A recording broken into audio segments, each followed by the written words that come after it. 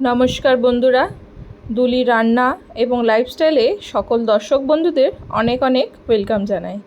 আজকের আমার রেসিপি নিরামিষ দই পটল। ঘরেতে কিন্তু আমিষ ছাড়া নিরামিষ অনেকেই খেতে পছন্দ করে না। সেই ক্ষেত্রে যদি নিরামিষ রান্না হয়, এরকম একটা রেসিপি থাকলে কিন্তু আমিষ ভুলে নিরামিষ খেতে চাইবেন।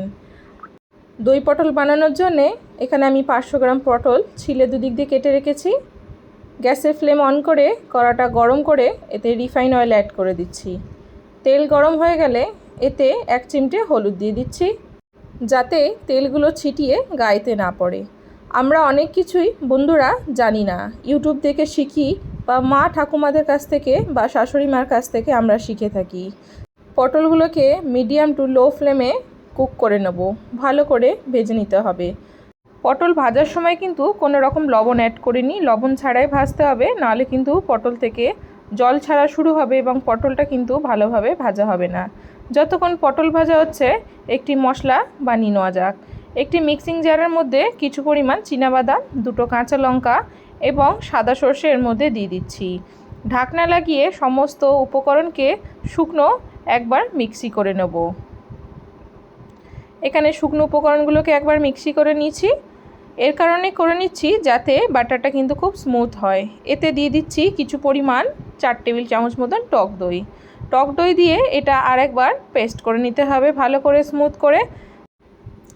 এখানে মশলাটা আমার কিন্তু রেডি হয়ে গেছে, বাটারটা একদম পাতলা। এর পর্যায়ে পটলগুলো সব ভাজা হয়ে গেছে।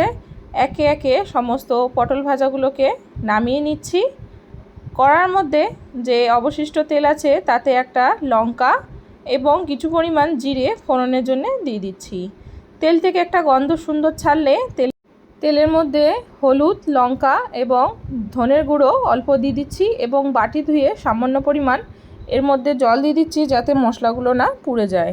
ভালোভাবে মশলাটাকে একটু রান্না করে নিতে হবে। মশলাটা ফুটে উঠলে যে দইয়ের স্মুথ পেস্টটা বানিয়ে রেখেছি বাদাম বাটা, সেটা এর মধ্যে দিয়ে দিতে হবে। দিয়ে ভালো করে এটাকে 2 থেকে 3 মিনিট কুক করে নিতে হবে।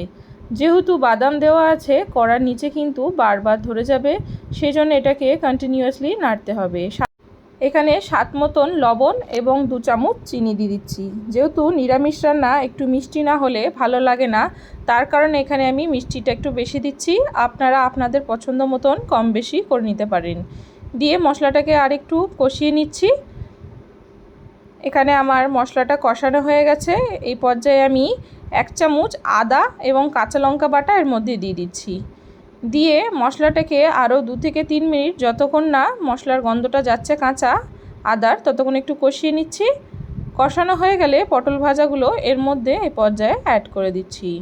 পটল দিয়ে ভালো করে মশলাগুলোকে কিন্তু কষিয়ে রান্না করে নিতে হবে। পটলটা যত ভালো করে কষানো হবে ওই পটল কিন্তু খেতে জমে ক্ষীর হয়ে যাবে। সেই জন্যে বন্ধুরা এই পর্যায়ে কিন্তু ভালোভাবে কষাতে হবে এবং বাদামের কারণে বারবার কিন্তু নিচে ধরে যাবে, যাতে পুড়ে না যায়। মশলাটা পুড়ে গেলেও কিন্তু টেস্ট পাওয়া যাবে না, সেই জন্যে কন্টিনিউয়াসলি এটাকে নাড়তে হবে। এই পর্যায়ে আমি খুন্তি ধুয়ে একটু এর মধ্যে জল দিয়ে দেব। জলটা আমি সামান্য দিচ্ছি, যেহেতু পটলটা ভাজার সময় অনেকটা কুক হয়ে গেছে এবং টক দই দেওয়া, এটা অতি সহজেই কুক হয়ে যাবে।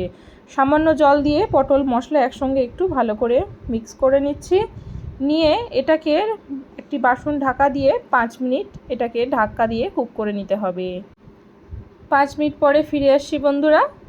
দেখতেই পাচ্ছেন খুব সুন্দর কিন্তু পটল থেকে তেল ছেড়েছে, পুরো মশলাগুলো একদম সুন্দরভাবে কুক হয়ে গেছে এবং খুব দারুণ একটা মিষ্টি গন্ধ ছাড়ছে। যত পটলটা সম্পূর্ণভাবে কুক হয়ে গেছে, এই পর্যায়ে গ্যাসের ফ্লেমটা আমি বন্ধ করে দেব। ভাত, রুটি, পরোটা, পোলাও যার সঙ্গেই খাবেন নিমিষেই কিন্তু ভাতের থালা শেষ। আশা করি রেসিপিটি ভালো লেগেছে।